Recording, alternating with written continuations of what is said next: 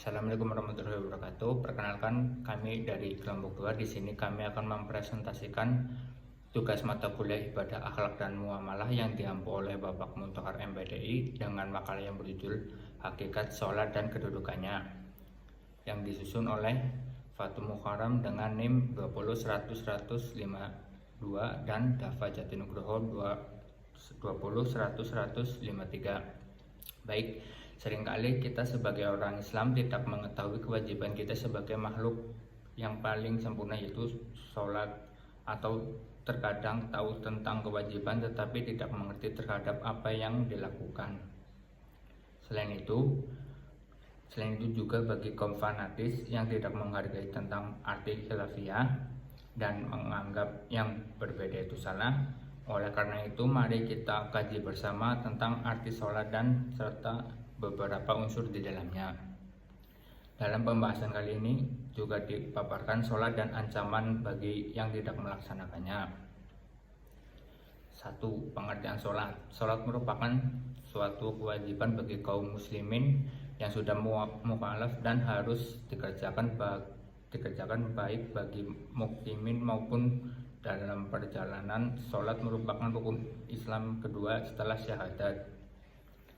Islam didirikan atas 5 sendi atau tiang, salah satunya adalah sholat, sehingga barang siapa mendirikan sholat maka ia mendirikan agama dalam kurung Islam, dan barang siapa meninggalkan sholat maka ia meruntuhkan agama, yaitu Islam.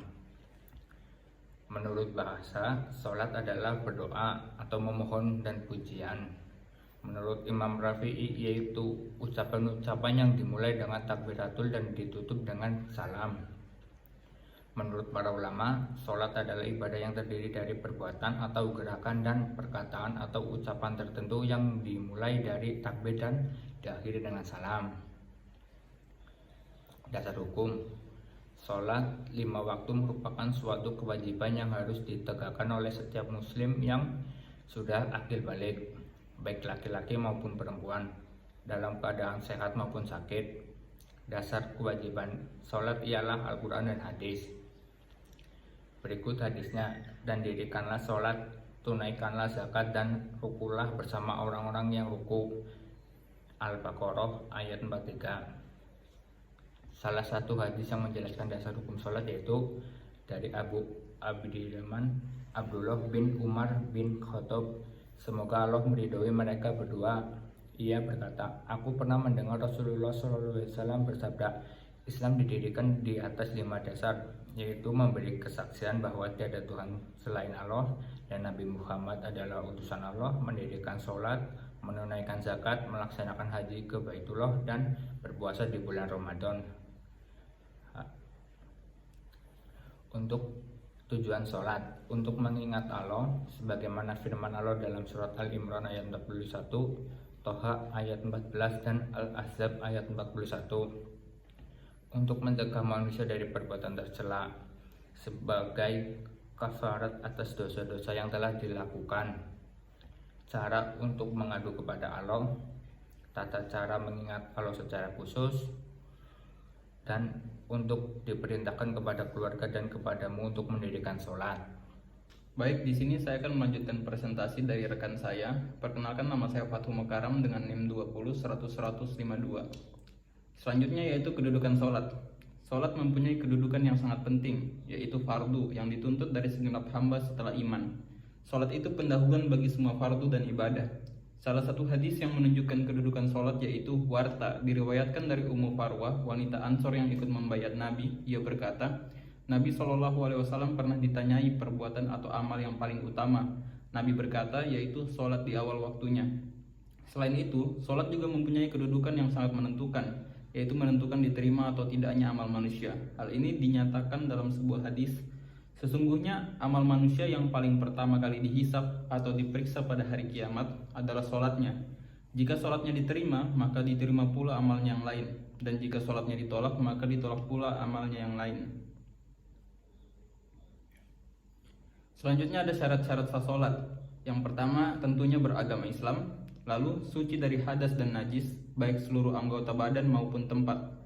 Yang ketiga ada yaitu sudah balik, tanda bagi laki-laki yaitu antara lain mimpi basah, keluar jakun, dan telah keluar mani. Sedangkan perempuan adalah mulai menstruasi atau haid. Yang keempat yaitu berakal. Yang kelima menutup aurat. Yang keenam menghadap kiblat kecuali ketika lagi berperang dan naik kendaraan. Yang ketujuh telah masuk waktu sholat. Yang terakhir 8 menjauhi semua yang membatalkan wudhu dan yang membatalkan sholat. Selanjutnya ada ancaman bagi yang meninggalkan sholat. Amal yang pertama kali dihisap pada seorang hamba di hari kiamat adalah sholatnya. Saking pentingnya sholat, Islam menjadikannya sebagai rukun kedua setelah syahadat. Ulama besar Tarim Yaman, Imam Al-Habib Abdullah bin Alawi Al-Haddad, dalam nasihatnya menukit beberapa hadis sahih terkait ancaman bagi orang-orang yang meninggalkan sholat dengan sengaja.